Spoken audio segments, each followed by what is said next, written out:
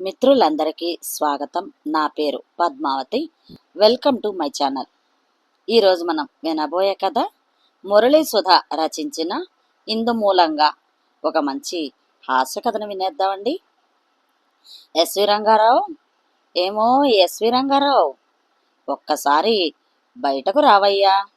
ఎవరది? ఎవరు నన్ను ఏకవచనంతో సంబోధించుచున్నది? నేనే లేవయ్యా, సూర్యకాంతాన్ని.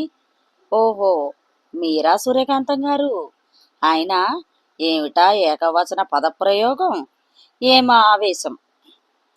ఆవేశం కాక ఏకవచనంతో పిలవక నువ్వు చేసిన పనికి నిన్ను బుజ్జి బంగారు అని మెచ్చుకుంటారా ఏమిటి? అంత కాని పని మేమేమి చేసేదివి? ఏం చేశాను అని నన్నే అడుగుతున్నావా? ఆహా, అంత మతి వరపు వచ్చింది. అప్పుడెప్పుడో మా తాతవ్వకు మాట ఇచ్చావు. ఇప్పుడు మనవరాలికి అడుగుతుంటే ఏం చేశాను అంటూ రాగాలు తీస్తున్నావా? అనుకున్నా నువ్వు పెద్ద గజనీవని, మతిమరుపు మారాజువని. అబ్బా కాంతం గారు, ఏమి జరిగిందో చెప్పక ఈ సూటిపోటి మాటలు ఏలండి. ఏలేలా? నేనా? నువ్వేళ్తున్నావు స్వర్గాన్ని చాలదు, నాకెందుకు ఆ భాగ్యం కూడా? హతవిధి, ఇది ఆయాలడం కాదండి బాబు, ఎలా ఎందుకు అని అడుగుచుంటేని. ఆ అర్థమయ్యేడ్చిందిలే, కాని ఇంకా ఎన్నాళ్ళు నీ దుర్మార్గ పాలన, దురహంకార ఇంద్రనీతి అని స్వర్గం ఉలిక్కిపడేలా అడుగుతున్నా. ఏది ఏది నీ సమాధానం? ఇప్పుడు మీకేం అన్యాయం జరిగిందండి? ఒక అన్యాయమేనా? ఎన్నెన్ని జరిగాయి మా ఆడవాళ్లకు. ఆమె ఏమిటో సెలవివ్వండి, అప్పుడే సెలవు తీసుకొని చెక్కేద్దామనే. చెప్తాను, విని అఘోరించు.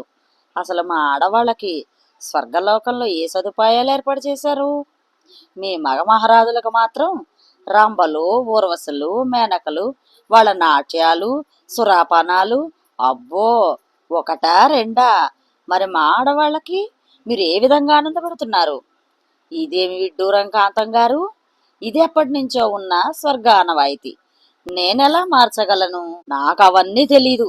నువ్వు యమధర్మరాజు వేషం నుంచి ఇంద్రుడి వేషానికి మారావని, మళ్ళీ ఇక్కడి నుంచి చెక్కేస్తావో తెలియక, నువ్వు కొన్ని యుగాల క్రితం ఇంద్రుడు ఏ విహారయాత్రకో పోతూ నిన్ను ఓ వారం స్వర్గాన్ని చూసుకోమని చెప్పినప్పుడు నువ్వు ఆనందంలో మా ఆడవాళ్ళకిచ్చిన వరాల సంగతి నిన్ను గిల్లి గిచ్చి గుర్తు చేసి నిన్ను అడిగి మరి కడిగి పోదామని వచ్చాను.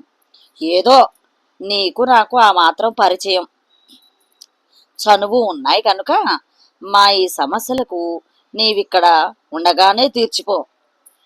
నీకే సౌకర్యాలు కావాలి కాంతం గారు? మాకు పెద్ద పెద్ద చీరల షాపులు పెట్టించాలి. వాటిల్లో మీ మగవాళ్ళు మాత్రమే సేల్స్ మెంబర్స్గా ఉండి మేము కొనకున్నా ఓ పెగ్గా చూపించాలి. విసుక్కోకూడదు. ఇంకా బ్యూటీ పార్లర్లు ఏర్పాటు చేయాలి. నగల దుకాణాలు, అందులో కొత్త రకపు నగలు అమర్చాలి. ఇంకా మాకు వినోదం కోసం రంభడు, మేనకుడు, ఊర్వశుడు, తిలోత్తముడు, ఇలా మగ నాట్యకారులను, మగ నటనా చాతుర్యులను ఏర్పాటు చేసి ప్రతిరోజు మమ్మల్ని ఆనందపరచాలి. ఇలా వాగ్దాన భంగం చేసిన ఇంద్రుడు కమ్ యముడు గారు అయిన మన రంగారావు గారు కాంతం గారి లిస్టు వింటూ పడిపోవడం జరిగిపోయింది. ఇంకనూ లేవకపోవడం విచారకరం. ఎలా ఉంది మిత్రులు? ఈ కథ కనుక మీకు నచ్చినట్లయితే షేర్ చేసి, లైక్ చేసి, సబ్స్క్రైబ్ చేయండి. మరొక మంచి కథలో మళ్ళీ కలుస్తాను. Thank you. నమస్తే.